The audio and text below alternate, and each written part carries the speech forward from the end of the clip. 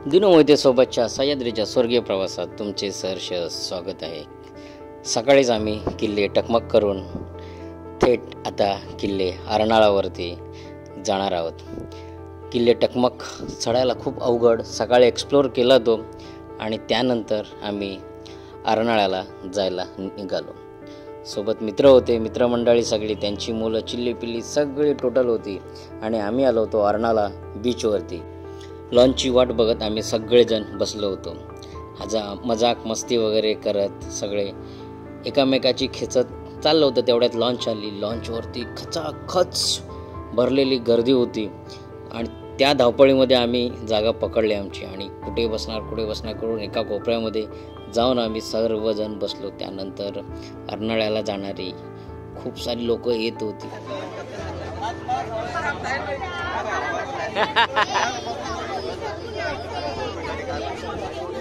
त्यानंतर काही मिनिटातच आमचा प्रवास सुरू झाला। मस्त अंगावरती समुद्राचे वारे झेलत आम्ही निघालो किल्ले अर्नाळ्याकडे। मस्त वाटत होतं। खूप सारे क्रिकेटर लोक पण होते। वसई विरारवरून अर्नाळ्याकडे क्रिकेट खेळण्यासाठी ही मुलं सगळी निघाली होती। त्यांचं काय रोजचंच असतं, पण आम्ही पहिल्यांदा चाललो होतो अर्नाळा किल्ल्याकडे, त्यामुळे थोडी उत्सुकता होती। उतरताना पण आम्हाला पुढे न नेता थोडं पाठीत उतरवलं होतं। गुडघ्याभर पाण्यात आम्ही उतरणार होतो समुद्राच्या। तसेच आम्ही सगळे कोळी लोक वगैरे खूप सारे मच्छीवाले होते, क्रिकेट खेळणारे होते। आम्ही उतरलो त्या गुडघ्याभर पाण्यात आणि टपक करत आम्ही किल्ल्याच्या दिशेने निघालो। खूप मजाक मस्ती करत पाणी अंगावर उडवत एकमेकांच्या पुढे आम्ही चालत होतो। हे गौरी चला,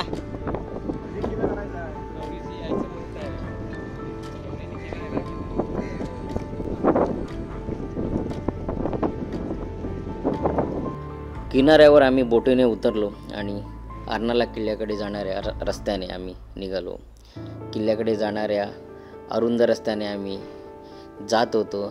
समोरच आम्हाला अर्नाळा किल्ल्याची तटबंदी दिसत होती। छोट्या रस्त्यातून गावातून जात असताना खूप मस्त वाटत होतं। असं वाटत होतं की आपण कुठे गोव्यामध्ये आलो आहे असं वाटत होतं। खूप मस्त वातावरण होतं। प्लस अर्नाळा किल्ल्याची तटबंदी नजरेच भरत होती, त्यामुळे उत्साह आणखीनच वाढत होता। मच्छीचा वास खूप येतो, त्यामुळे आमची तेजू नाकाला हात लावून चालत होती। क्रिकेट मॅच खेळतात तिथे। छत्रपती शिवाजी महाराज की जय। दरमजल करत आम्ही अर्नाळा किल्ल्याच्या प्रवेशद्वारापाशी येऊन पोचलो। समोरच छत्रपती शिवाजी महाराज यांची अश्वारूढ मूर्ती आम्हाला नजरेस भरली। खूप मस्त वाटलं। अर्नाळा किल्ल्याची तटबंदी, प्रवेशद्वार एकदम सुस्थितीत होतं। महाराजांचा पुतळा दिसताच आमची तेजू पुतळ्यासमोर नतमस्तक झाली। आम्हीही नतमस्तक झालो। प्रवेशद्वारातून आतमध्ये प्रवेश केल्यानंतर ठिकठिकाणी कोळी लोक आजूबाजूला पूर्ण असल्यामुळे त्यांनी मासोळी वगैरे सुकायला घातली होती। किल्ल्याची तटबंदी म्हणाल तर एकदम सुस्थितीत होती, व्यवस्थित होती, त्यामुळे बघायलाही खूप छान वाटत होतं। आतल्या इमारती किल्ल्याच्या पडलेल्या होत्या, काहीच नव्हत्या वस्तू, फक्त मंदिरं सोडली तर आतमध्ये काहीच बघायला आपल्याला मिळत नाही आहे। ठिकठिकाणी मासोळी सुकायला घातल्यामुळे सर्वत्र मच्छीचा वास पसरला होता। 10 ते 12 जणांचा आमचा ग्रुप असल्यामुळे त्यांची वाट बघून आम्ही थांबलो होतो। त्यानंतर थेट बुरुजावरती आम्ही निघालो। झेंड्याच्या काठीचा जो बुरुज होता त्याच्या बाजूला त्या बुरुजावरती आम्ही न्याहाळत होतो सगळं, आणि पूर्ण किल्ला इथून आपल्याला दिसतोय। त्याचबरोबर झेंड्याच्या काठीकडे जाण्याचा मार्ग इथूनच होता। या बुरुजावरून आपल्याला समुद्राचं विहंगम दृश्य आपल्याला पाहायला मिळत होतं। पूर्ण किल्ला नजरेत भरत होता। चौरस आयकुती किल्ला असल्यामुळे आपल्याला तो पूर्णपणे या झेंड्याच्या बुरुजावरून दिसत होता। किल्ल्याच्या आतमध्ये काही वस्तू नाहीत, फक्त 2 मंदिर आहेत आणि जुन्या वाड्यांचे अवशेष आपल्याला पाहायला मिळतात.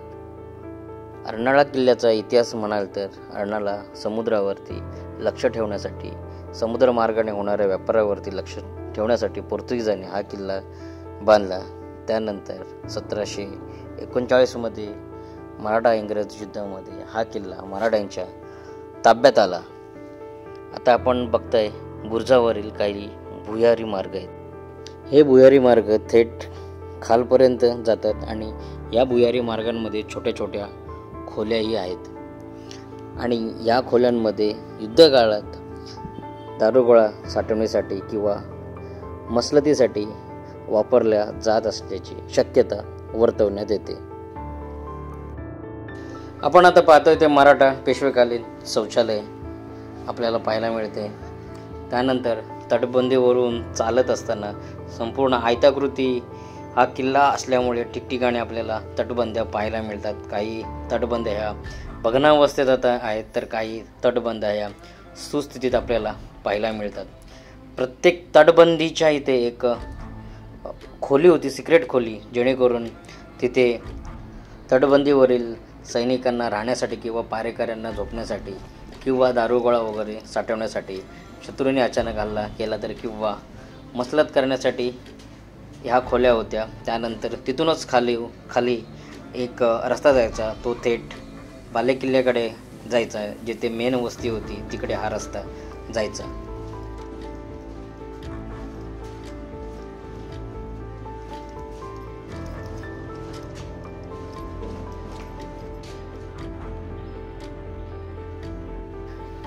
अशा प्रत्येक तटबंदीवरून आम्ही चाललो होतो आणि तटबंदी आणि किल्ला पाहत पाहत आम्ही पूर्ण फिरत होतो. संपूर्ण समुद्रामध्ये हा किल्ला असल्यामुळे पूर्ण समुद्रावरती अर्नाळ्याच्या लक्ष ठेवण्यासाठी हा अत्यंत महत्त्वाचा किल्ला मानला जात होता. हे बघा, प्रत्येक ठिकाणी आपल्याला प्रत्येक बुरुजावरती अशा गुप्त खोल्या किंवा गुप्त मार्ग आपल्याला पाहायला मिळतात.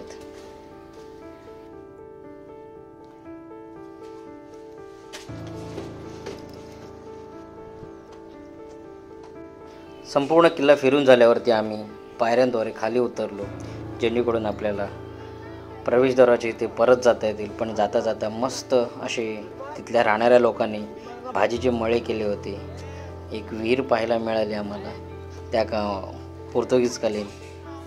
आणि विहिरीपासून पुढे चालत गेल्यावरती एक दर्गा आपल्याला पाहायला मिळतो.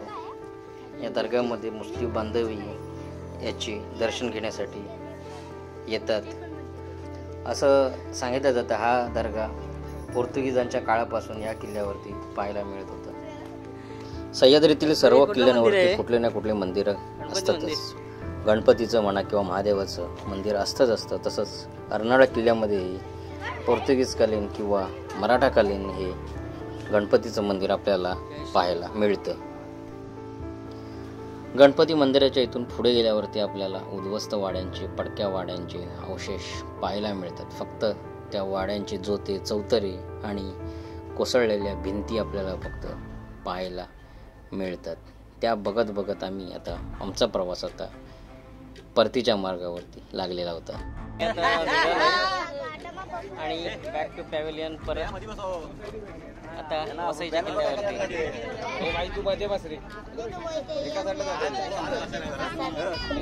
पडले ना सगळे, कोणाला पाडायचं